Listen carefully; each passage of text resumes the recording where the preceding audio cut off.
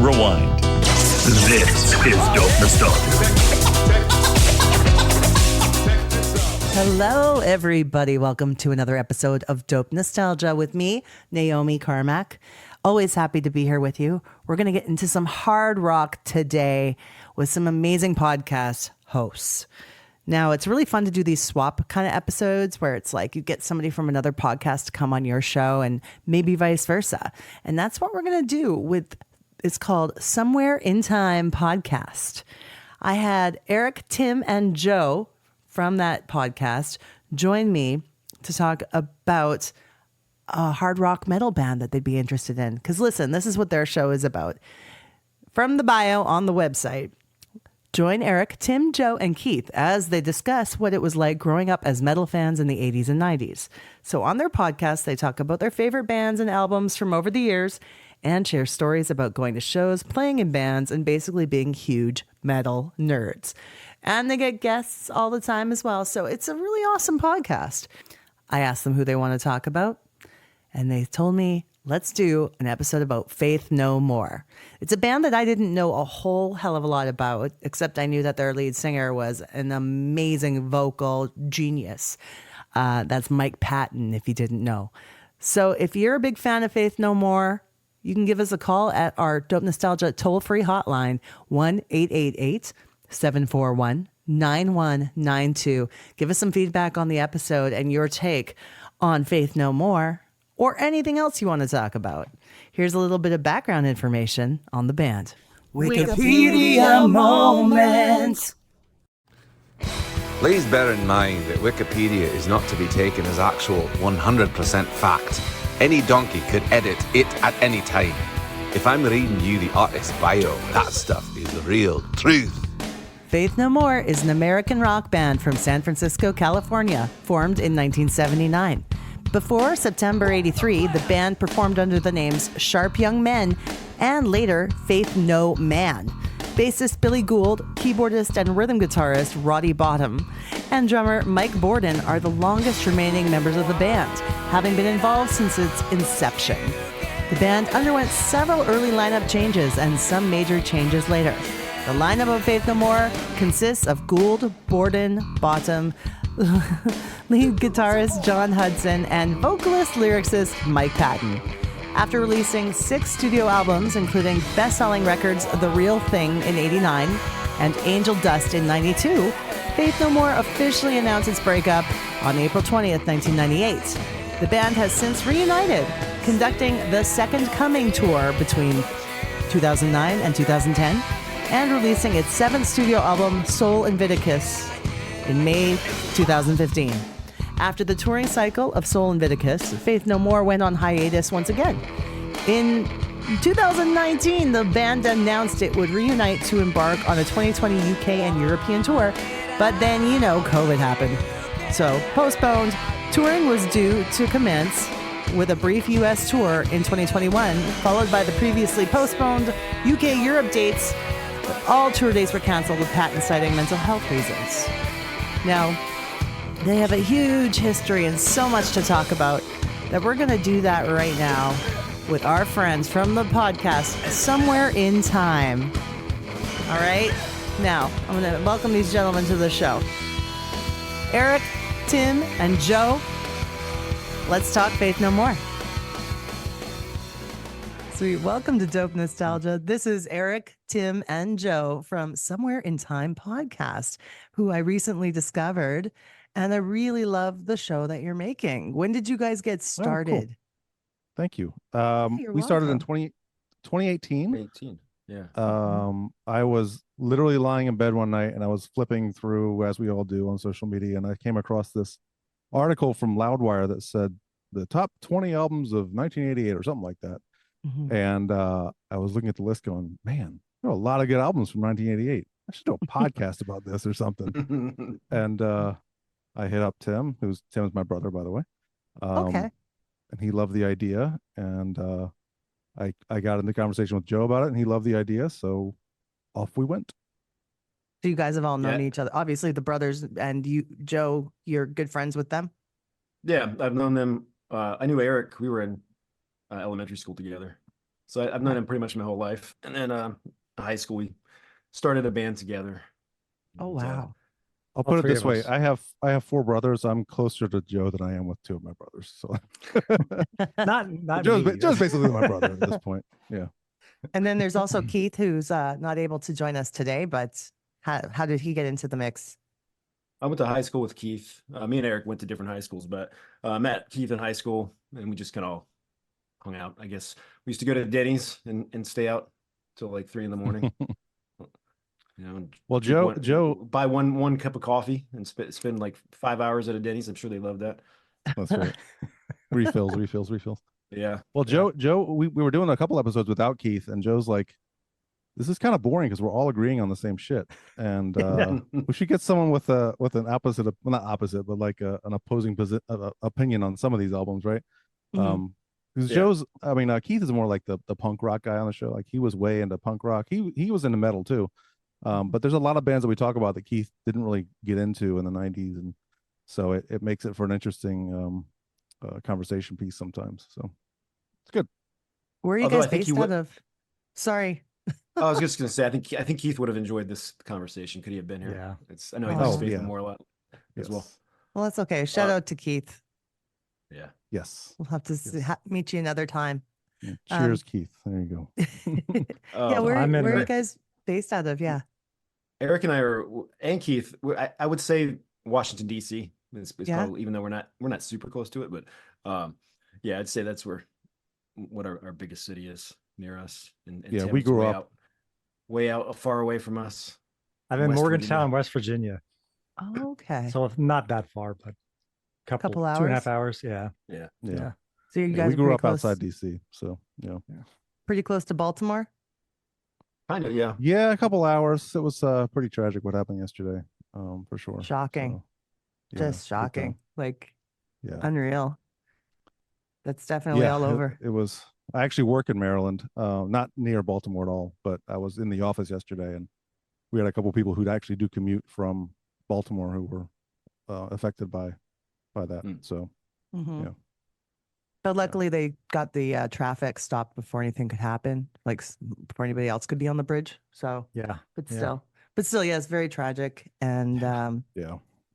I was going to ask you guys, what's been a favorite episode of your show that you've done for each of you? A good question. I know mine. Uh, I think mine is I is think- Craig, when we had Craig on with the for the Twisted into Form episode. So Yeah, so Craig From LaCicero Forbidden. is the guitar player from this band Forbidden, Bay Area Mhm. thrash band. And yeah, we've had him on a few times. And he's always great. He's just full of info and has really great stories. So yeah, he that knew one everybody out there. So probably knew Faith No More. I'm guessing as well. probably Good yeah, chance. yeah. Yeah.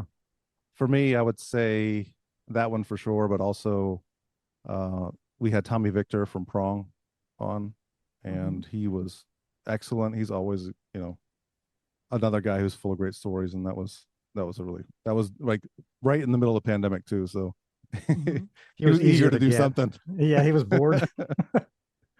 Yeah. You guys took my top You two. too? So I'm going to say, well, actually, Brad Divins from Rats Child America / Souls at Zero has been on a couple times, and he's been awesome. He's so gracious. He's super nice. He'll share the episode multiple times. He just seems excited to be on the show, and that was great to have him on. So that was awesome. And then I think also our episode on And Justice for All, the Metallica album, Mm. I was proud of that one because I mean, Yeah.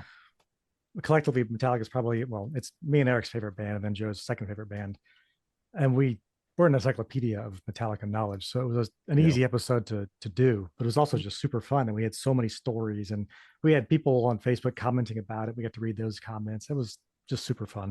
And it's probably my favorite album of all time, Justice for All. So that Are was great. you a purist when it comes to Metallica, where it's like the old school is best? Or how do you feel about No. like load and reload? No, I love Load and Reload. Yeah, Okay. we're the opposite. We're mean- big time defenders of pretty much everything they've done except for Lulu. But that doesn't really count. Yeah, there you go. Ah, Yeah, I think Load Cool. is quite underrated. I know this isn't a Metallica episode, but No, but I actually, went there. yeah, Yeah, I it's think cool. I think Load might be probably their most underrated album, maybe underappreciated, but people think, oh, they changed their sound, blah blah blah. But if you listen to that album with an open mind, there are some really, really heavy songs on that album, some really good songs on that album. So One of my Yeah. favorite Metallica songs is Bleeding Me. So, Oh, So yeah. good. So Me you too. know, Mhm. yeah, I got really tired of hearing all the naysayers back in the day and today. Yeah. yeah, It's so it gets old. overdone. It's trite. Like, Mhm. and I it don't happens think- with so many bands. Like, even with Faith No More, there were people that were detractors when Mike Patton joined the band. It was like, Yeah. you guys have changed. It's like, come on. That's insane. They want to put the same album. Yeah. You can't be everybody can't be AC/DC. You just put the same albums Yeah. out over and over. Right. That's funny because I was thinking, yeah, well, hating on Nickelback isn't exactly as cool as it once was. I think people are getting over it. Yeah, right. And I always compare that to AC/DC too. I'm like, they do the exact same thing, but you all love They do. AC/DC. Yeah. Right. Yeah, it's true. Yeah. Now your love for metal bands obviously grew together while you guys were growing up together, and leads us to our topic today, which is the incredible Faith No More. How did each Yes. of you discover this band, and what appealed to you the most wow. about them? You want to tell the story, Eric, or should I tell the story? Oh, you go ahead. You go ahead. Well, we have a cousin-in-law who used to be in the sort of entertainment distribution business, and he would kindly send us CDs just for free. He would send us stuff in the mail, like, you guys like metal, so here's the newest Sepultura, here's the newest whatever it was. So he sent us, this particular time, he sent us The Real Thing by Faith No More, and he sent us Frizzle Fry by Primus on the same day. So we put Primus in, and we were like, What the hell are we listening to? What is this? Let's We keep love in it mind now. at the time, this is 89 at the time. We were 89. like pure metalheads, like nothing but Straight thrash metal. and speed Mhm. metal, right? So we hear Primus and we're like, huh? What? Yeah, like, what is Which this? is, I think, the reaction most people have when they listen to Primus the Yeah. first time. Yeah, that Yeah. song "Too Many Puppies" is pretty good, but the rest of it I don't know. Yeah. Now we love it, but at the time we were like, I don't know. So we're like, let's put in this Faith No More one, and it was kind of the same reaction. We were like, Yeah. huh, I don't know.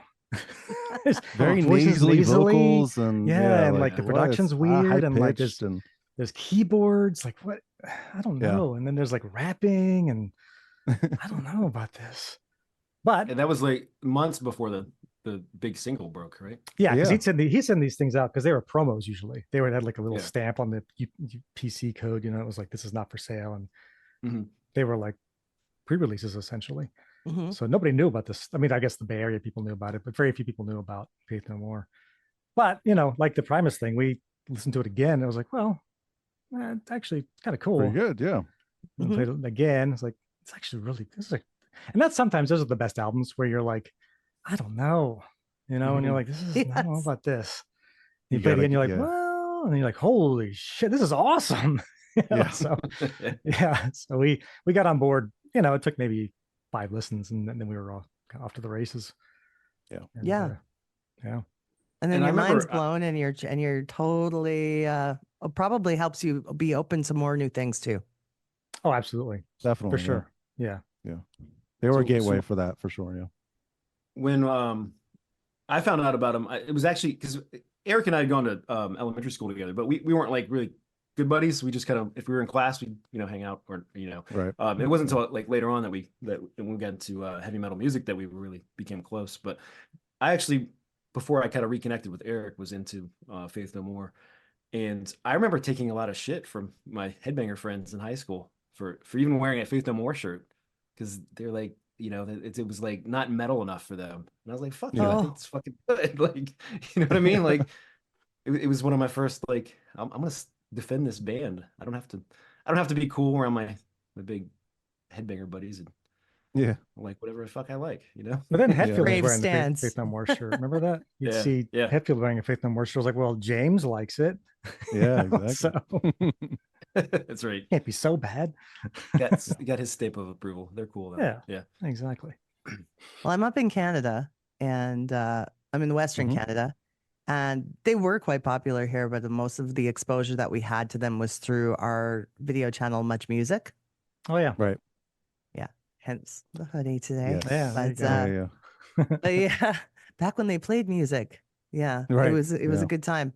But I was only familiar with Epic, Which a lot of people are. and then Mhm. skip way forward to Easy. That was Yep. Oh, pretty wow. much the rotation. Yeah. Yeah. Which are their two biggest, obviously on Spotify. If you look at like the amount of plays, those are the top two. So Really? there's no surprise. Well, there. obviously Epic, yeah. But Huh. I didn't know I'm Easy would be Yeah, Oh, Easy I- is Yeah, I wouldn't have guessed that easy. either. Last night I did I a don't know. deep dive, and it was like I was watching documentaries on them on YouTube, and I'm Nice. just fascinated by Mike Patton. Oh, Oh God. yeah. Like there's just so much to unpack there. So we'll start. Yeah. yeah. You could spend days just exploring his So whole many thing. Like bands. he's got so many different bands and like his vocal Mhm. range, and yeah, he's one of my favorite vocalists for sure. Do you think that they had a hand in starting what became new metal? Mm. I hadn't thought about that until I was like you was watching some of these YouTube documentaries on him and how they've been credited now with this new metal, being the godfathers of new metal. And I was like, I mean, I guess I can kind of see the If you think about it, yeah, I mean the transition to it, time, but I never put that together until just a few days ago, really. yeah. I mean it was 90 when Epic blew up, and there weren't a lot of rap rock bands, that's for sure, right? Mhm. And I wouldn't call No. Faith No More a rap rock band, but that song is definitely has rap elements, He's of rapping course. So essentially. yeah, Mhm. Yeah. um, And they did that before with Chuck Mosley too. Yeah. True. So Yeah. they were definitely doing that a long time ago. Do you think it's one of Yeah, those? Do you think that was one of those singles that was kind of misleading as to what they represented the band as a whole? Like, for instance, I'd compare that to like More Than Words by Extreme being the big single. You know what I mean? Yeah. Do you feel that way about that song? it's No, I funny. think We were that just having a song's- conversation about this yesterday. Yeah. Yeah. Actually, the three of I asked these guys what are like the three most Faith No More songs that you could think of, and you know, my thought was Epic, Midlife Crisis, and We Care a Lot, and those are the three of the top 5 on Spotify as well. Yeah. So Yeah. I just think they have that same that driving rhythm section. You know, where he's basically just playing the E on the bass guitar for most of that song, just matching the kick drum, and you know, it's got they've all three got a very rhythmic style of vocals too. Even Midlife Crisis, he's sort of mumbling nonsense if you really think about it. But I think for me, those are the three Faith No More songs. These guys did not agree with me. I agree like you that saying that was a Faith No good Moreist. gateway. Yeah, Faith No Moreist. Yeah, well, Yeah. I think that would be a good gateway for somebody if they'd never heard them. I think those would be 3 good songs to say, well, this will get you in the door. Mhm. They aren't necessarily the best Yeah. Faith No More songs, but No, Oh, I I'm don't a think so either, big fan of deep cuts from any musician. Oh. I yeah. always like to go into deep cuts on each episode too. So, yeah. Well, there's No. plenty. What did Eric and Tim pick for their Faith No More songs? That was tricky because I mean, I said Jizzlobber, which is, you know, but that's one of their best. Right. That's a different I'm like, that's question my than favorite Faith No what you More just song. put. So I don't know that I even answered the question. I think I was stumped. I was like, your One's answers are good. I can't, like I can't top your answer. So Yeah, I think mine was, what was it? I said RV, Yeah, Woodpecker from Mars. Woodpecker from Mars, that's right. and what was the one I chose? Oh, General Art of Making Enemies from Yeah, King okay. for a Day. Yeah. Which those are kind of deep cuts, but I think they represent the band really well. Like I was saying, there's, you know, this band has a big time silly side if you look at their lyrics and just listen to them. I mean, you get into, I mean, even Epic to a certain extent is kind of a silly song. It's, you know, Mhm. the topic of the song is masturbation. So like, Oh, I You know. didn't know that. yeah, That's what Mike's. That's what he said. I think he said it's about other things too. So I think Yeah. he might have been just messing with whoever was interviewing. nah, I don't know. If you read the lyrics, you might not- I guess they could be too. I mean, But he's the that's, guy you know, from that's- he's the guy from Mr. Bungle. So you're gonna get some Right. absolute silliness in the lyrics. hmm Yes, yeah. But then there's Apparently, their he's heavy not too much side. of a. Apparently, he's not too much of a personal writer. He like lyrically, from what I understood. He doesn't Oh, write really? I about his didn't know that. feelings. Oh, okay. I see I what you're think saying. But Hmm. yeah, I think he likes to get into the role of somebody else. Yeah. more Yeah, his MO. for sure. That makes sense. Like you look at like RV, Like you know. RV, for instance, right there. Yeah, exactly. Yeah. Yeah. Totally. How familiar are you with their catalog? Not very familiar at all. Like I said last night, I was sitting there and I just was very interested, and I'd watch another documentary and whatnot. But to actually know their music, I'm not that great knowing it. Not yet, anyway. Yeah. Okay. No, So we got to pick the choicest of prime cuts here, right? Yeah. Yeah. That's- Well, there's plenty of good ones. So yeah. Yeah, for sure. Chuck Mosley was the singer for 2 whole albums in the 80s, which actually surprised me because I didn't know there was a pre-Mike Patton era, and that there had been a couple others, I guess, before that, including Courtney Love Yeah. Yep. for a Which minute. is crazy. Yeah, she was there for a few months. Yeah, for a hot minute. Yeah, she was there. Yeah. And did you see any of the Courtney Love concert? It was what was it, a cable access show? It's on YouTube. You can find it. What? It's not very good. I mean, No. I wouldn't expect it would be. It's a lot of noise. Yeah. Oh, Yeah. I'm gonna check that out and probably turn it off within a few minutes. Yeah. Yeah, it's kind of what you expect, you know. Mhm. Well, it was like But she 1984 and, or 83 or something like that. yeah, I think it was 80, maybe 85. It was right before Chuck joined. Mhm. So Yeah. 84 probably. Yeah. But apparently she and Courtney Love and Roddy Bottom are still very good friends to this Yeah? day. Oh, okay. Yeah. In fact, the recording of King for a Day, Fool for a Lifetime album, you probably have noticed there's not a lot of keyboards on a lot of the songs on that, and that's because Roddy was he was grieving. I think he lost his father, and then Kurt Cobain died that same previous year that came Oh. out. So he was good friends with Courtney. So he was struggling with some mental health Oh, okay. things Interesting. back then. So I that's why you didn't don't know hear a lot of keyboard parts on that album. Interesting. Yeah, didn't know that. Faith No More doing their. Sorry, go ahead. No, that's all right. I was just wondering if I think that might be why it's my favorite of their albums. There's not as much keyboard. The lack of keyboards. There's less keyboard. Yeah. Oh. It's bass. a little harder than the other stuff. Yeah. Yeah. And in doing their 30th anniversary of which album was it? The big one with Chuck. We Care a Lot, I Uh, think. Or no, was it Introduce Yourself? Yeah, I they don't remember. did a read. Yeah, they had like a big redo of the first album of We Care a Lot. They did a live Oh, okay. 30th anniversary show with Chuck singing, and I thought that was very classy. Oh, okay. Yeah. Yeah, and he Oh, passed yeah, away yeah, like yeah. 5 or 6 years ago, right? Chuck? That's true. Yep. Yeah. Yeah, I think 2018. Okay. Yeah. hmm Yeah, I was Chuck, never I a big didn't- fan of I his didn't know stuff. I that. just like I don't know, I didn't get the vocals so much. Yeah. A little I rough. was yeah. I mean, the stuff that they do live with Patton singing Chuck's parts are incredible.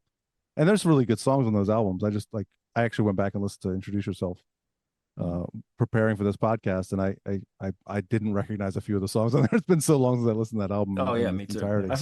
I forgot how good they both were. Really. And it's a good album. Yeah, it's just the vocals are a little harsh at times. So Yeah. you know, I love Um, Patton as a singer. He's so good. So Of course. He's one of Now- the greatest of all time. Naaman, did you get what was that show with Mike Rowe? Dirty Jobs. Did you guys Dirty have that Jobs. show? Was that popular in Canada? Yes. It was like on. What the but I theme think it was song on was it on the Comedy Network here? Maybe. no, it was a don't know. Discovery Channel. I think it was. Yeah, Discovery. That's Oh, what it was, Dirty yeah. It Jobs. was one of the- Okay, I was. He would go in okay. and do a different job every episode, or two different jobs, and basically like the worst day of your job ever is usually your first day, and that's all that guy did. So, but anyway, the theme song to that show was "We Care a Lot," as they say, it's a dirty job, but somebody's got to do it. Yep. Yeah. So you probably had heard that and not even known it. Probably. It's also in Guardians of the Galaxy 3 if you're a Marvel fan, which I am. Very, That's all. very cool. Yeah. Yeah. Basically, what I knew of these guys is that they were pretty revered. Like in my social circle, I think a lot of people enjoyed them. So when you were saying you were getting flack at school for wearing their shirt or whatever, I think Mhm. here it was a cool thing to like Faith No More. Huh. Yeah. I think that could have been a time Very- period too, because Yeah. Very like snobby early- metalheads back in '89. Yeah, that's true. Yes. Yeah, by 1990, that all switched. Like it was all of a sudden like, oh, Faith No More's great. You know, I was like, Mhm. Yeah. I know. See, that's the thing too. Yeah. It was like early 90s when they kind of caught on Yeah. more in the mainstream. And I didn't know that Mike Patton was in Mr. Bungle before Faith No More. I Yeah, thought that that was was his like a first side band. project that he did later, but now I know. Yep. Yeah. Yep, If you watch the Epic video closely, he's wearing a Mr. Bungle shirt in that. Yep. Which cool. the band did not like, apparently, him doing that. Oh, really? Yeah. That was a point of contention with them for a long time was Yeah. that he was in two bands. But what I mean, I don't think a lot of people were doing that back, in the early 90s and the 80s. You were in your band and that was it, You had That's to true. you had to be completely focused or you weren't going to make it. So I could see why that would be annoying that all the focus isn't completely on one band. Yeah. And now you have It's crazy Tool how and Maynard in like 7 bands. God, yeah. right. Yeah, I know. Right. I know. Corey Taylor's in like 4 bands, Mhm. But were It's they crazy how always young like Mike that? Patton was. What's that? Were they always like that, or were these side projects after the main success of the main band? See, that's what I'm thinking. As you're trying to grow your band, That's true. Yeah, they were after. Right. as you're trying to grow your Right. band, you want that focus. Oh yeah. Yeah. It's crazy how young Mike Patton was. Joe told us that yesterday. I didn't know he was 19 when he joined Faith No More. Yeah, I think he was 18 or 19 when he joined. That's He was crazy. very young. No So idea. how old was he in 1990 then? Would he be like 20? I don't know, 1 year older. He's like 54 now. He's 54 now. Okay, I'm just wondering because I saw Let's Faith see. No More open for Soundgarden and Voivod in 1990, and I'm like, was he even allowed to be in a club because it was a 21 and over show? Oh yeah. So he's born in January of 68. So that would have been Okay. So he was Okay, just so barely he of was- age. Yeah, he was just barely Yeah. of age. Okay, Yeah. that was crazy Mhm. though. The fact that they were still new and they're opening for Soundgarden and Voivod. Which is a wild Did you know tour. Vo- I mean, Do you know Voivod chose those guys? Did they really? Specifically, those two bands, the Soundgarden and Faith No More. Yeah. I didn't They're know like that. these are That's guys. awesome. They felt that they were underrated in their in the U.S. They're like we know how that feels being from Canada. So they were like we're gonna try to share this tour with them. Mm. Well, they chose well because those Yeah. bands took off. Yeah. Is that the Voivod- band they that said- Newsted's from? Is that the same band? He joined He that was in band. He joined wasn't for a while. yeah. when he He quit wasn't Metallica originally with them. He was originally with Flotsam and Jetsam, but yeah. Yeah. Oh, okay. Then he quit Metallica and joined Voivod because he was a huge Voivod fan. And he's like, hey, Well, They by actually the end of kinda- that, I'm sorry. I was just gonna say he got the original singer back in Voivod. He kind of got him back, Mhm. Hmm. back in mind, back doing their thing, gave him a little bit of energy. So the two opening bands on that tour actually they kind of broke during that tour. They So did, by the yeah. end of the tour, I think Big they were both time, yeah. nominated for Grammys before it was the tour was even done. So kind of flipped, Yeah. I mean, Faith No More had to leave the tour, I think, because they were too popular. Yeah. And yeah. You can't be the bye. opener at this point. Yeah. Yeah, you're Right. Things on taking his Not off. making enough money. Yeah. Yeah. Yeah. So Now, Sure. Jim Martin seemed like a very interesting character. He seemed like almost annoyed at the success or annoyed at the band or annoyed at Patton or something. I don't know. From what I understood, was his ego way too big? I think he's a weird dude. Is probably what it is. He just was doing his own thing. Mm. He just didn't I don't like he wasn't Well, showing he- up for I- writing anymore and stuff like that. Yeah. Joe was saying he didn't like the direction of where Angel Dust went compared to Yeah. the first album with Patton, Real Thing. Real Yeah. thing. Yeah. So I guess he just became wasn't into it anymore. And disinterested. Yeah. yeah. And he is a weird dude. I mean, if you look at videos, I mean, look, he's got the glasses, the big red glasses and the yeah. Mhm. crazy hair. And also, good friends with Metallica guys. Yeah. Yeah. Not that He should was, have anything to do with his. He went to high school leaving. with the drummer Mike Borden and Cliff Burton. They were in a band together, and I shared. Hey. Yeah. Well, I can't remember the name of the song now. They were also had a guy in the band that had apparently these guys had a big hit in the Oh, that's right. early 90s. What was that? It was don't know Eddie the name of the something band in Eddie. Shoot, I meant to pull that up too. Recently added here. Charles and Eddie? That's it. The Eddie from that. Really? He was was in high school with those guys and was in one of their bands. Which That's super pop. when I heard the song, when I heard that song that they did that was big, I was like, no way. No, that's why I'm like, really? What was it called? Like, Would I Lie to You or something like that? Yes, it's Would I Lie to Yeah. You. It's a a pretty great good song. actually. Yeah, I love the surprised, song. but I can't believe he was in a band with Cliff Burton and Mike Borden. That's so weird. Shit. Wow. Yeah. Now, the GNR Metallica tour, is that basically when they got too big for the other tour? Is that how that kind of got started? No, that was a couple of years later. Was it? Yeah, because that was supposed to be Nirvana on that tour. Oh. And Cobain said, I would share a stage with Metallica anytime. I will never share a stage with Axl Rose, ever. Everybody hates Axl, hey? Yeah. So I was like, all right, I guess we'll get Faith No More. Well, GNR they were big fans of Faith No More too. So they wanted Everybody them on the was, tour. yeah. But Faith No More didn't have good things to say about Guns N' Roses and how they were treated on that tour. Like, one of the bands. That's the band that's the big egos. That's the big ego band. Yeah. Just a tad. We went to that show at RFK. We had to leave early because they didn't come on stage till like 10:30 at night, and we took the Metro, which is the DC the subway. subway. Right. Yeah. And that closed at like 11:30, and that's our ride home. So we're like, yeah, we got to leave. Thanks Sorry, a lot, GNR. Axl. We got to go. Yeah. I mean, we were there for Metallica and Faith No More, really. Anyway, but hey. Yeah.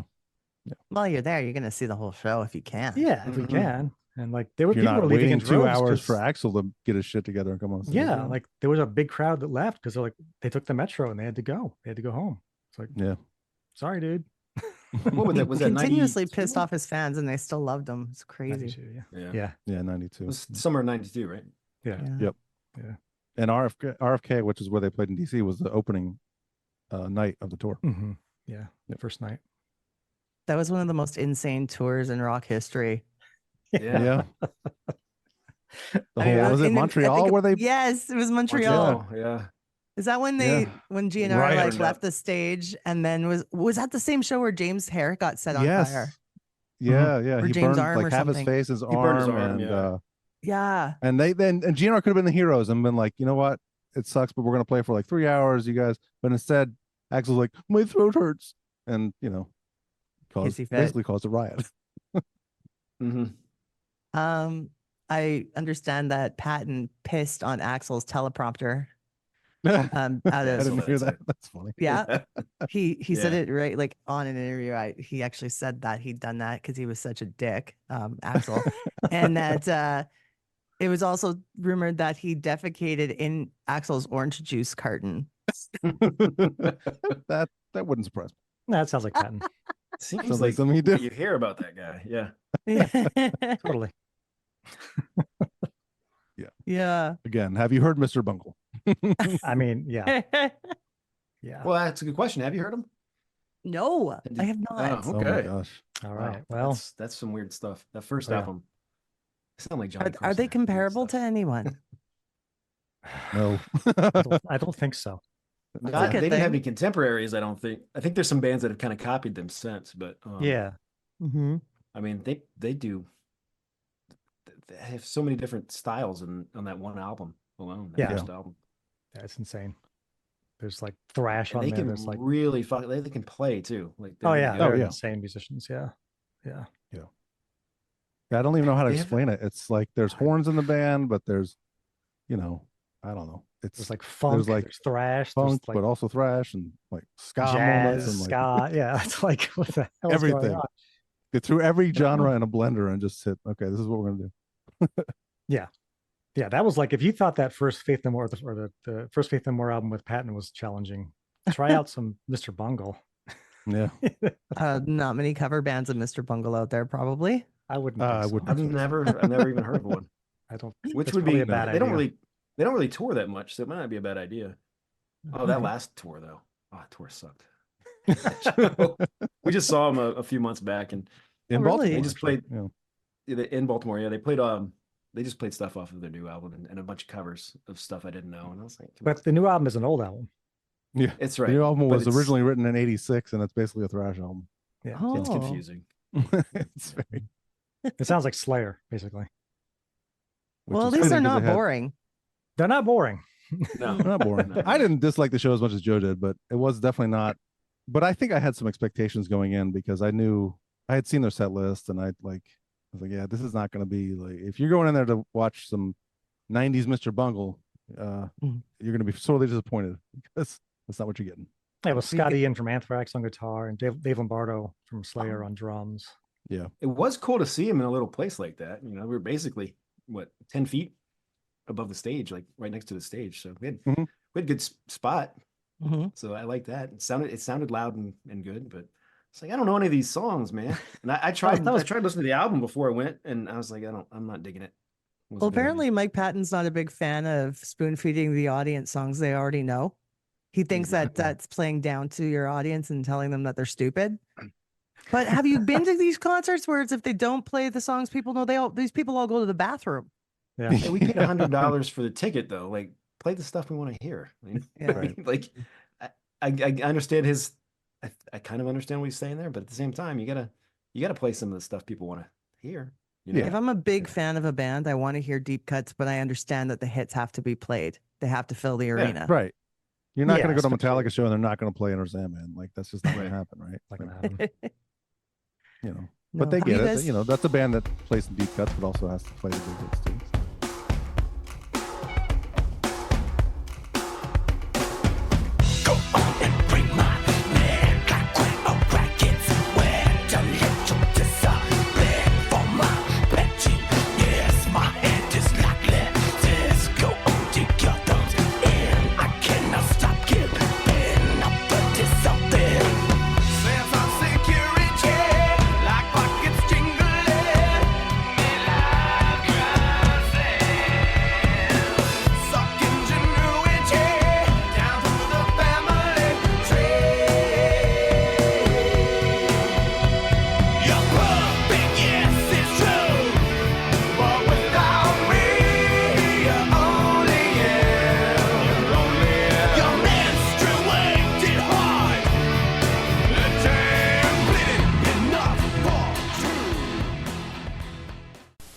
After these messages, we'll be right back. Hi. If you enjoy Dope Nostalgia, thank you. Consider becoming a Patreon subscriber today for as little as $1 a month. It helps keep the show on the air and rolling. So if you want to check out our Patreon, it's at patreon.com/dope nostalgia. $1 a month, and you'll be helping support one of your favorite podcasts. What's up, everyone? This is Eric, and I'm one of the hosts of Somewhere in Time podcast. Somewhere in Time is a podcast that takes a look back at hard rock and metal albums, celebrating milestone anniversaries. Join me, Tim, Joe, and Keith as we travel back to the 90s, 80s, and 70s and revisit albums we grew up with, but also albums that we may have missed or our guests may have recommended. A new episode of our podcast is released every 2 weeks and can be found on Spotify, Apple Podcasts, or wherever you listen to your podcasts. We're also on YouTube at Somewhere in Time Podcast. Visit somewhereintimepodcast.com to learn more about our podcast. All of our episodes are streaming here, dating back to 2018, as well as links to our Facebook and Instagram pages. We have a lot of love for all things rock and metal, so give us a listen and get caught somewhere in time.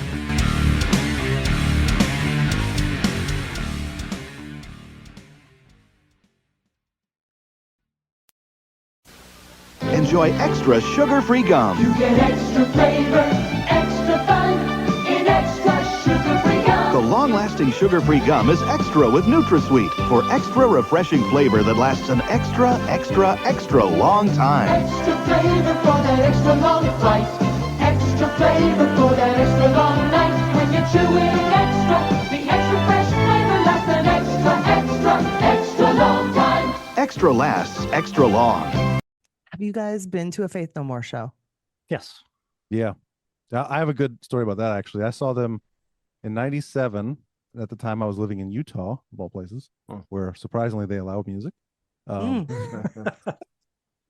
but I saw them at a tiny club. This was on the Album of the Year tour, which at that point they were not, they were kind of not doing as well as they did in the early 90s. This is 97. And the opening band was Limp Bizkit.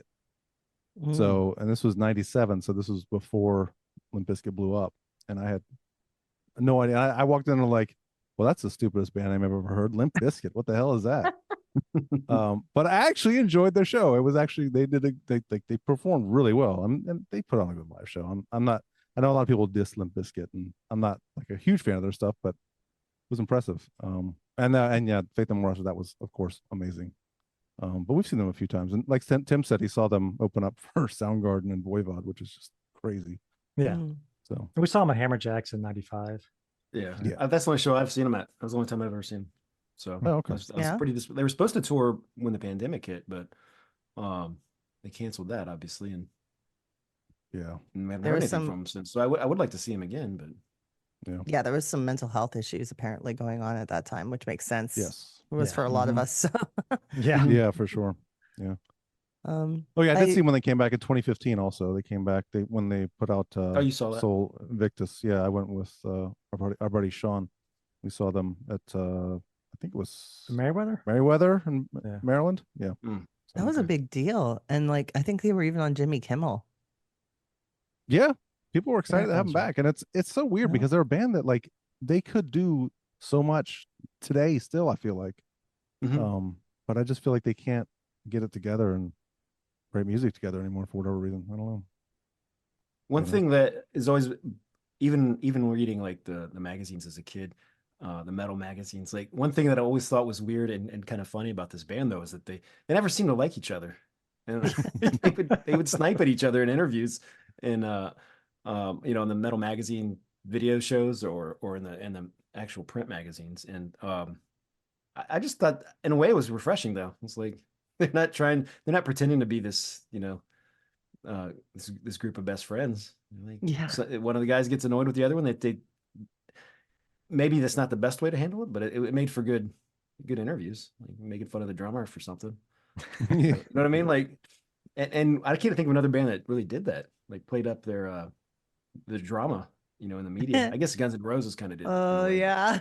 Well, yeah. It was not nearly as endearing when they would do it. Right, that's the thing. There was a sense of humor with Faith No More, though. Well, I think there was more of a feeling sorry for the other guys in Guns N' Roses. Being like, man, you have to work with that dick. Yeah. Is there a band member that each of you respect most from Faith No More? That's a good respect most. I'd say the drummer, Mike. Yeah. Because you watch him play. He's done a lot of stuff. Yeah, he's been in a lot of bands. He was in Ozzy's band, but the way he plays is super weird. Like it's nobody. Everything's horizontal. flat. Yeah. It's like, what?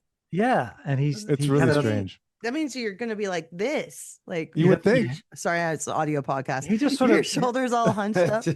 I think they kind of are actually. He does have just a really, really weird style, but he's fantastic. Like he's an amazing drummer.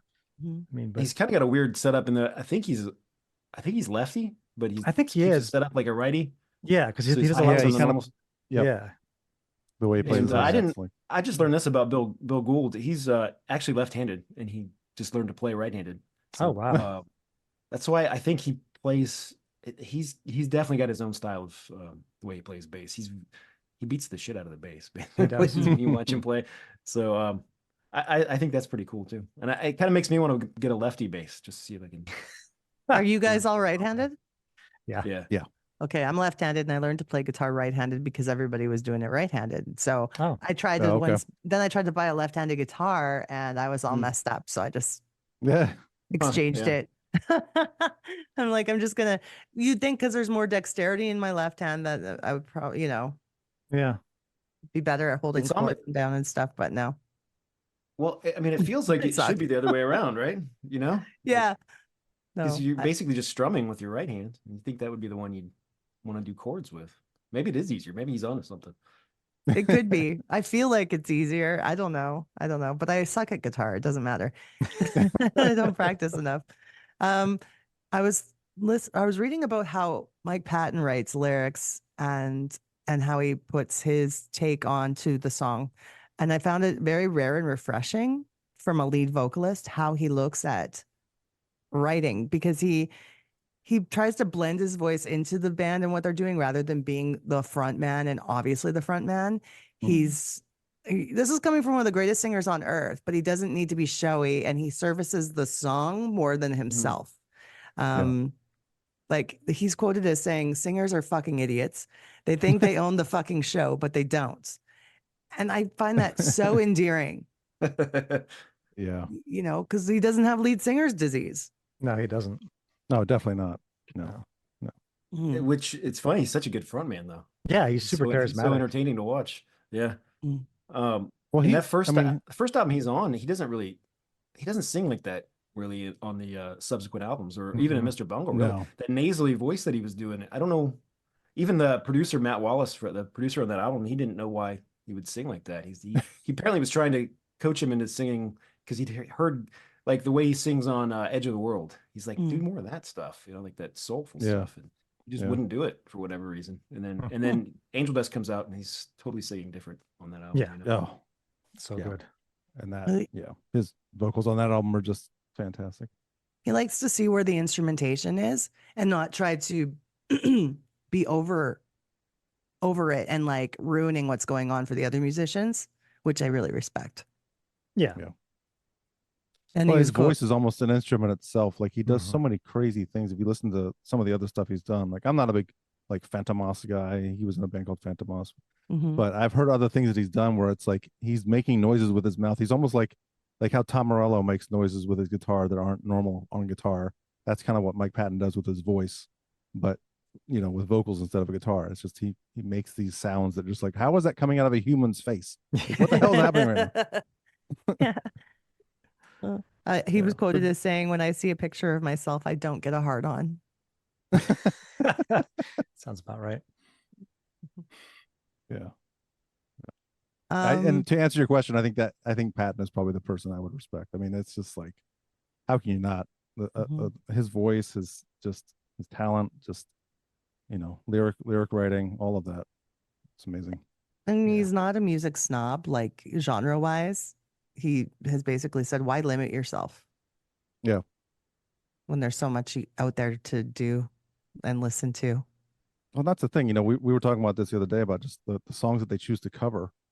It's like they're the most obscure, weird songs. And it's not surprising because Patton's, you know, taste in music is all over the place. Like I remember there was an interview with them probably around the time Angel Dust came out, and that the interviewer was asking these dumb questions with MTV interview. But one of the questions was like, what are some of the bands that are out now that you're really into? And he's like, none.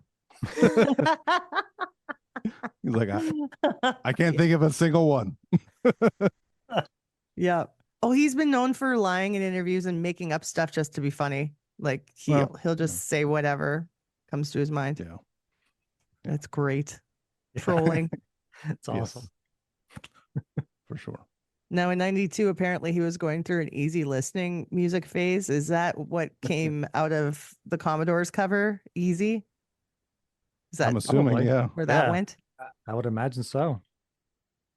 You know, I read about why that came up, and I can't. It's escaping me right now. I started reading this book, Small Victories, about Faith No More, and of course, I should have started reading it 3 months ago because I'm such a slow reader. So I didn't. I wasn't able to finish in time for the podcast. But yeah, there was some story as to why they were doing it, and it was basically, I think there was some sort of trolliness to it initially, like just not what people were gonna ever expect, and they pulled it off. We saw them play that on one of the late night shows too. I think, what was it, Letterman or something like that? I don't remember, but Was it Leno? It could have been Leno, yeah. I think it was Leno. But it was so great, like just crushed it. It's a great cover. Oh, I love it. Outstanding job. Yeah, I love it. In fact, we were in a cover band that covered it because of that. that's right. Yeah. Did you cover it kind of verbatim, or did you put your own twist on it? No, I think we just did their version. Best Yeah, pretty much. I think we even skipped one of the verses like they do. Yeah. Like I think we probably heard the original and we're like, oh, there's another verse here. Okay. He does a lot of strange antics and gross stuff. Apparently. Yeah. Oh, I've read some things here. Screenshot it because it was good. He was recorded eating garbage thrown from the crowd. In 1993, he urinated into his shoe on stage before drinking it. Oh, Okay. In 1995, he kneeled before the audience, mouth open, to receive spits from the crowd. Mm. wow. Yeah, there's been some weird shit, like Aussie type shit. I mean, if we want to get into gross shit, we can talk about the Mr. Bungle album. And there's a rumor about that. There's a this is Wait, I don't know Go this. for it. Don't worry. Don't worry. I can handle it. Whatever you say. At the end of at the end of one song, it's just audio of a guy like grunting and taking a shit. And apparently that was Mike Patton, and he was saving it up. Like he purposely wasn't shitting for like 3 days or something. Yeah, he just And ate. I remember that one. He ate bread and drank coffee only. He was going to try to do it for 2 weeks. He could only make it a few days. End up in the And so- hospital. Yeah. Yeah. So what that's a you're bad hearing on that idea. album is him taking a shit, which is great. But it's art, and it's a funny part of that album too. Yeah. It's funny.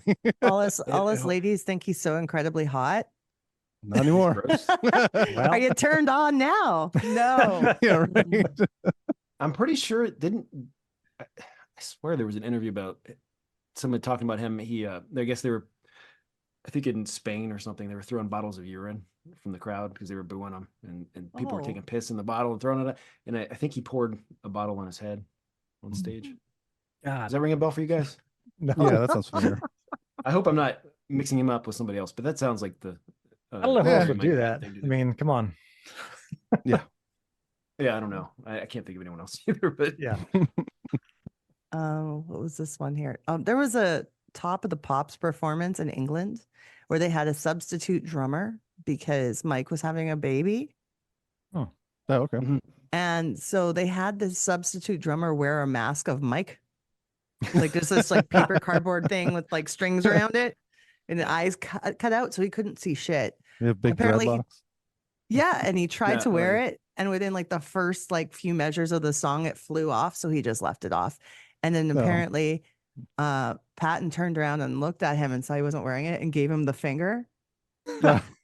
And then I think at the end of the performance, they like escorted him out of the building. Wow. What? Yes, this guy was on I can't remember his name. This is in all these documentaries I was watching. But I saw that too. I don't remember his name either. no, I don't. I'm assuming he's a somewhat well-known drummer. I was gonna say, Yes. is he a famous drummer? He had a very rock star look about him. Oh, Did. okay. But, We probably saw the same thing. Yeah. It sounds familiar. I think I've heard that story, and I can't place who the drummer is either, but it does sound familiar. Yeah. Okay. And here's a big one I wanted to get into: the Anthony Kiedis feud. Oh God. God. I'm going to tell you guys, I'm sorry if we don't agree, but I cannot stand the Chili Peppers. Uh-oh. Joe has I that can't. tattoo. Really? What is it? There's so many people that don't like the Chili Peppers. I don't know what it is. Well, and there's also the fact that like, I don't know. I talked to one of the interviewer VJs from Much Music who found that was one of the worst interviews she ever did because they're so arrogant and childish and unprofessional that it was really difficult for her. Yeah, I'm not a fan of their music. I'm not really even a fan of Kiedis's voice. But I'd rather. I I should be Yeah. more positive. But the feud, I found the feud quite interesting because I can kind of see how Anthony Kiedis apparently thought that Epic was a ripoff of them. Yeah. Yeah. I mean, shirtless guy with brown long hair dancing around rapping. Like, I guess like there's similarities, but like Yeah. I don't know. They don't sound at all like voice. What song was he talking about? Like "Suck My Kiss" or something? Or yeah, I don't know. That wasn't even out yet, was it? No, it wasn't even out yet. No, so- that was 91. Yeah, so I don't know. I mean, Well, it's does that just, make- I guess that would mean the Chili what's Peppers are the new metal godfathers. Knock Me Down was probably their biggest hit at that point in '89, right? He's not And that's a rapping in cover that, song. really. Cover song. Yeah. No, he's not. No, I don't think it's a cover song. Knock Me I'm Down. thinking of Yeah, the Stevie Wonder. You see me song getting thing. high. Yeah, I thought that was. That's a cover song. I didn't know that. Pretty sure. I thought it was.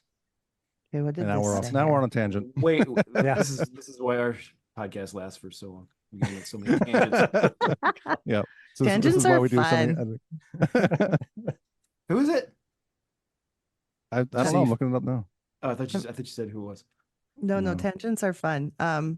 That's what I was saying. But it says Anthony Kiedis in interviews after the latter accused him of stealing his style. And afterward, he did the same with new wave band In Excess, who became upset when Patton laughed off an offer to join them. Yeah, Patton was offered spots in Excess and Velvet Revolver, and he laughed at both of those offers. Yeah, Like, that's weird. Yeah. he declined those for more underground projects instead. Yeah, that's good. Yeah. Joe, I was thinking of the other song. Sorry. Knock Me Down. Stevie Wonder song. Yeah. Yeah, I was thinking of the Stevie Wonder song. Okay. So was I, apparently. But yeah, apparently they've always been trolling each other. Chili Peppers and Patton. At least Patton. I don't know about the rest of Faith No More, but Well, there was after that, when that right in the middle of that feud, I think there was a concert where they came where Faith No More came out and they were like purposely imitating the Chili Peppers. Yep. So I think that just fueled the fire even more. Yep. And then apparently Kiedis was there were some festivals that they were supposed to both bands were going to play, and Kiedis had them removed from the bill. Oh my gosh. That's That is ridiculous. so immature. Oh my God. That is, yeah. Oh, you just lost that battle there, buddy. You just admitted defeat by doing that. True. As far as I'm concerned. Yeah. Yeah, If really. Faith No willing More's, they're way better than the Chili Peppers. Yeah, they What's are. Way better. Yeah.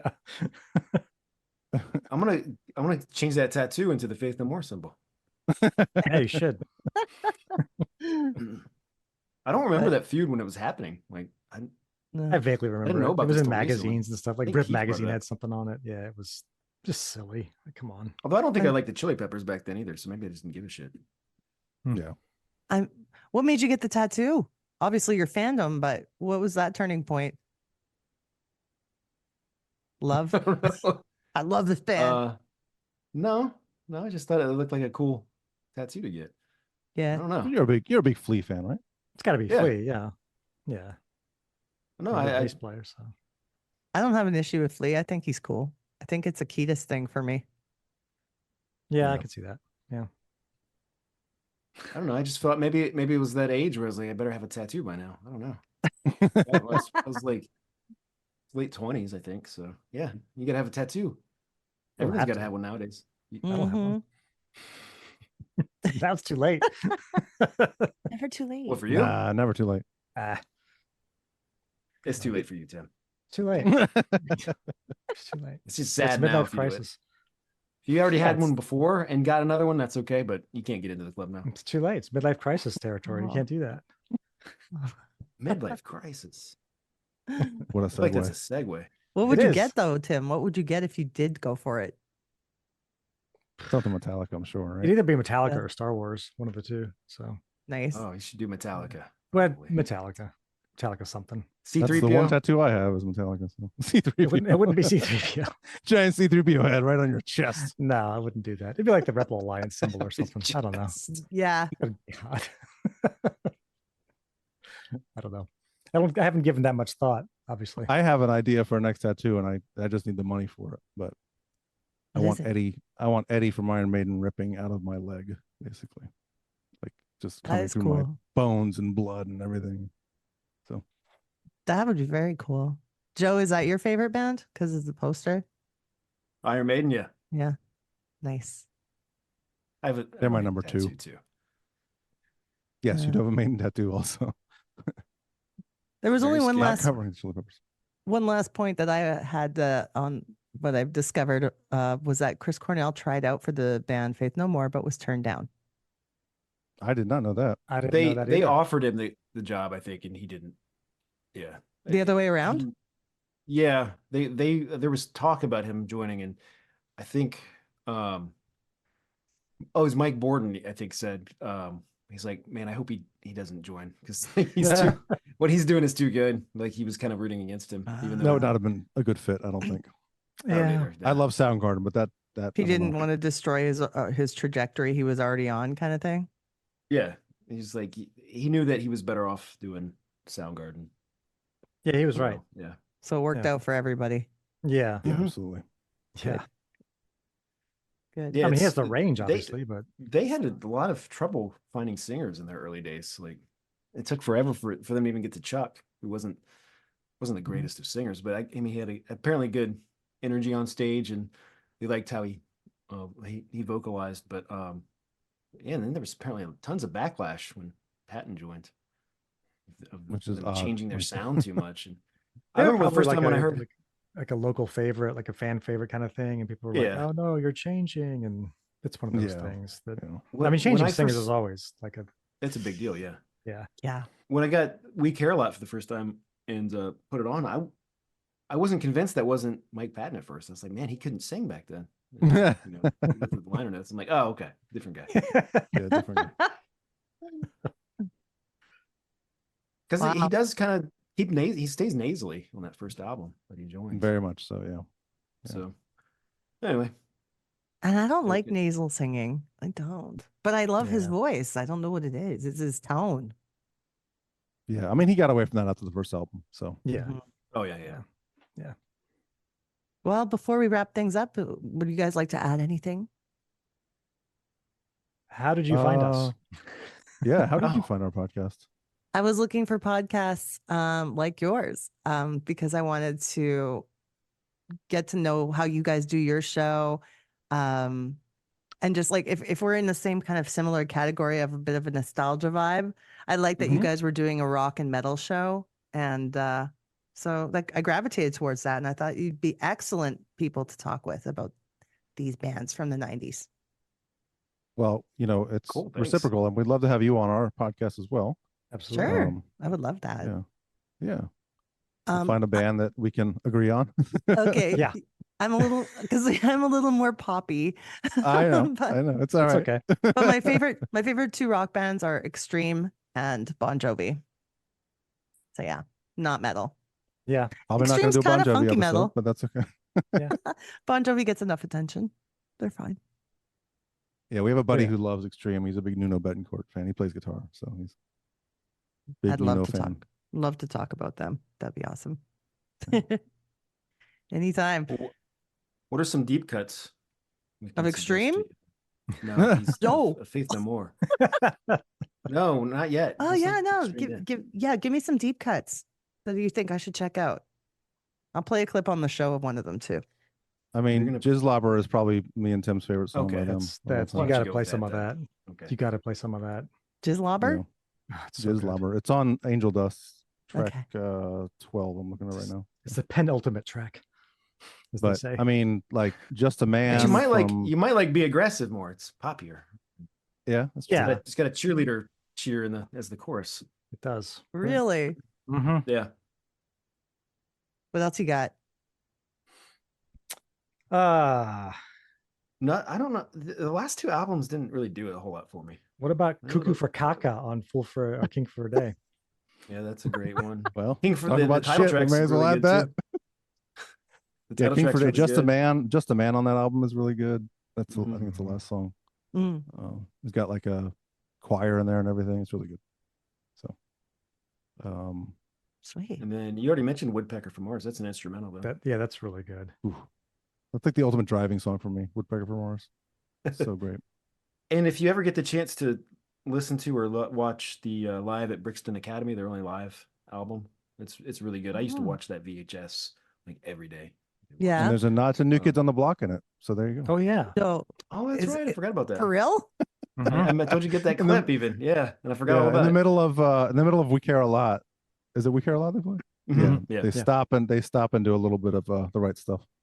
So Oh, so they're not mocking them. That's nice. Okay. not really. I don't think they are. I think it's they're like just- 5 seconds. It's like they just do the oh. He also goes Yeah, into that's funny. He goes into what is it? Pump Up the Jam, I think, on one of them. I think he does. Yeah. Yeah. Yeah. Yep. Oh, I love that. There's footage of him doing a Nestle song. that Nestle's makes the very best. NESTLES. Hey, they closed the Mr. Bungle show with the Pepto Bismol theme. So there you go. Mr. Bungle actually did a really good job of the Super Mario Brothers theme. Oh, yeah, that's nice. true, too. They had the horns and everything. Oh man. Oh, this stuff's fun. I love it. I love it. If you can do a jingle in your set, Yeah. good on you. That's- That's amazing. Leave it to him to do that. Right. Oh, thank you guys so much, Tim, Eric, and Joe. It's been so awesome talking to you guys. I really enjoyed that. Yeah. Yeah. Thanks for Me having too. us. Yeah. We'll do it again anytime you want. Social media, yeah, we've got it. Send us an email, dopenostalgiapodcast@gmail.com. Twitter, Nostalgia Dope. Or on Insta, dope_nostalgia. This podcast is licensed by SOCAN because we believe that artists should be paid for their work.